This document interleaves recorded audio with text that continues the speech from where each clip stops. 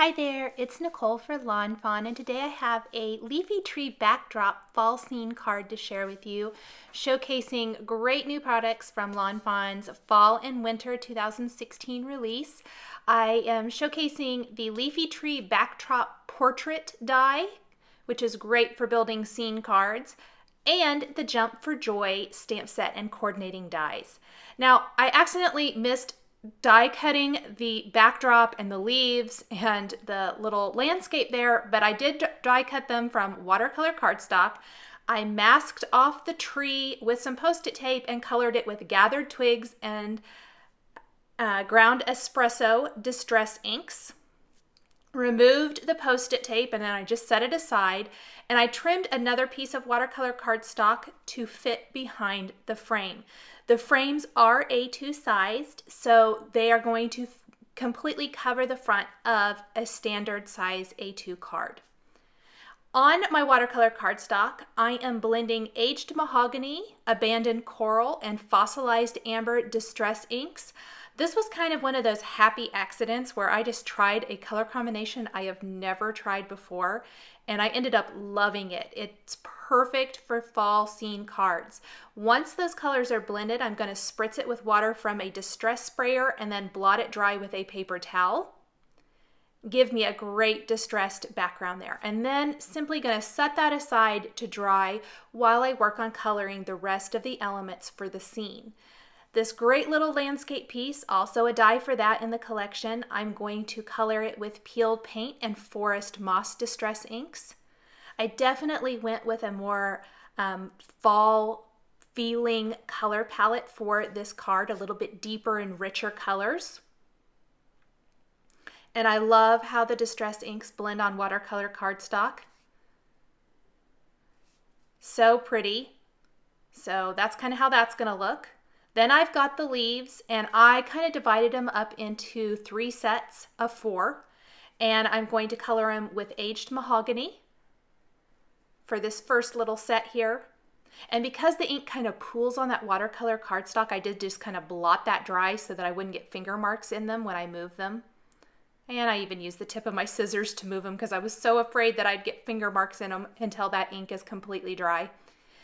Go ahead and grab my next little set of 4 and color these with fossilized amber distress ink. Great, perfect kind of golden yellow. I think it's great for fall. Again, just going to blot those dry, set those aside. And finally, my last little set of 4, I'm going to color with some rusty hinge distress ink. Lots of distress ink colors for this, but I think it really helps pull the whole scene together. Just picking up that color and then pressing it into the paper. I'll blot it just a little bit. Then I am stamping the acorns, the squirrel, and the owl and the rake from the Jump for Joy stamp set. Adorable little critters and all kinds of little accessories, as well as wonderful greetings to build some fall themed cards. I'm going to color these in with Copic markers. The colors I'm using are shown across the bottom of the screen. Starting really light with my squirrel, and then I'll gradually build that color up with E15 and E19. That E19 is going to be my darkest color. So where I want the darkest areas on the squirrel to be, I'm going to lay that color down and then go in with my mid-tone color, pull that out, blend it out a little bit. And then I can go back with my lightest color, the E11, and blend that even more. And you may have to go over it a couple times. I went over mine a couple times to get that blending just the way I wanted it to look. And then for his face and the tip of the tail, I'm going to use E50 and E53, a little R00 for the cheek and the inside of the ear.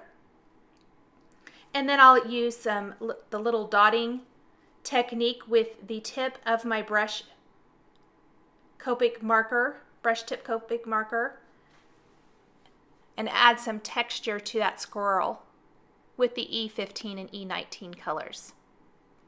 I'm going to hop on over to the owl now,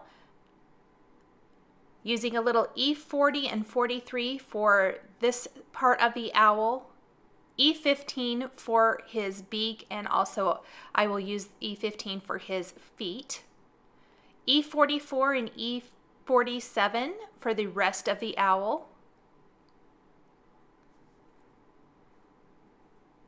Go ahead and pull in that E47. I went over this twice to get the detail just the way I wanted it to look because I felt like it blended out a little too much with the first pass maybe.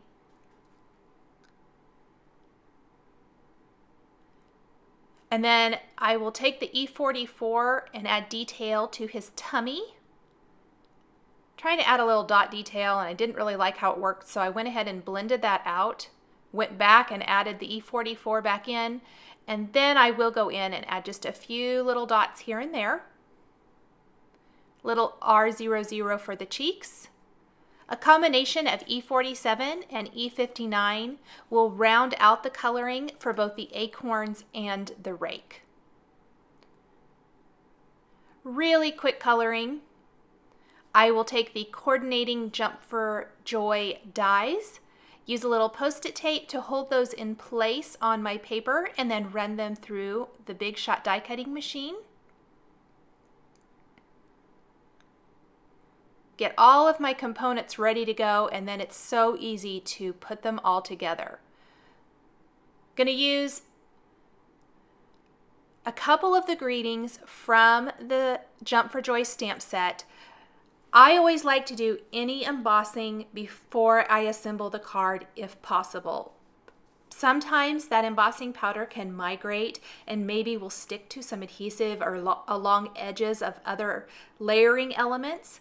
So I did lay everything in place so that I could get the positioning exactly right, but nothing is adhered yet. I'll go ahead and pop all of that off now. I just used Post-it tape to hold it still. And I stamped So Grateful with Versamark ink and sprinkled on some white embossing powder.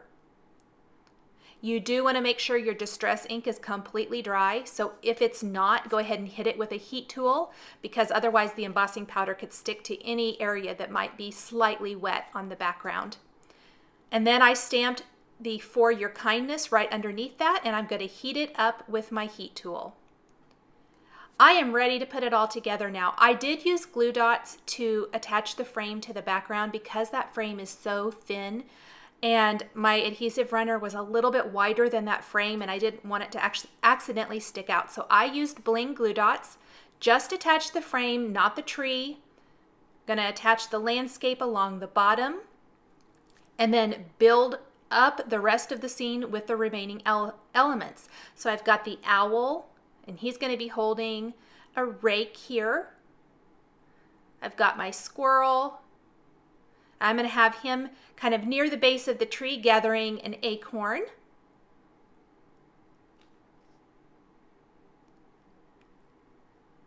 Before I go any further, I am going to add detail to the eyes and nose on the critters with a black glaze pen. And then I'm using Zot's Bling Glue Dots again to attach these teeny tiny little leaves. So a couple of them near the base of the tree, the squirrel holding an acorn, plus another collection of leaves here kind of down near his foot.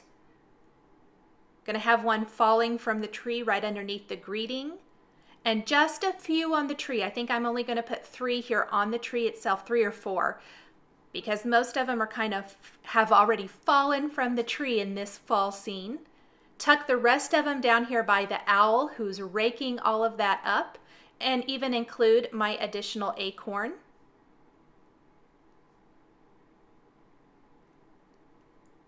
I'm going to adhere this whole panel to a top fold card base now, and then I'm going to finish the card design with a scattering of Pretty Pink Posh, mini gold confetti or star confetti. I'm using a little Ranger multi-medium and I'm just adding little dots of glue. I'm using the fine tip applicator tip there. So just teeny tiny little dots of glue. And then I'll use the quick stick tool to easily pick up the little stars, and I'm using the clear end, not the end with any sticky to it, because I find that it often just kind of, the little elements will pop right off of it. So I like to use the clear end. The static electricity kind of helps those pick up easily. And then I'm just positioning them on my card to finish it off and give it a little bit of sparkle and shine. Thanks for joining me for this fall-themed leafy tree backdrop card showcasing Lawn Fawn stamps and dies from the Fall and Winter 2016 release. The supplies I've used to create my card are listed and linked below the video here on YouTube.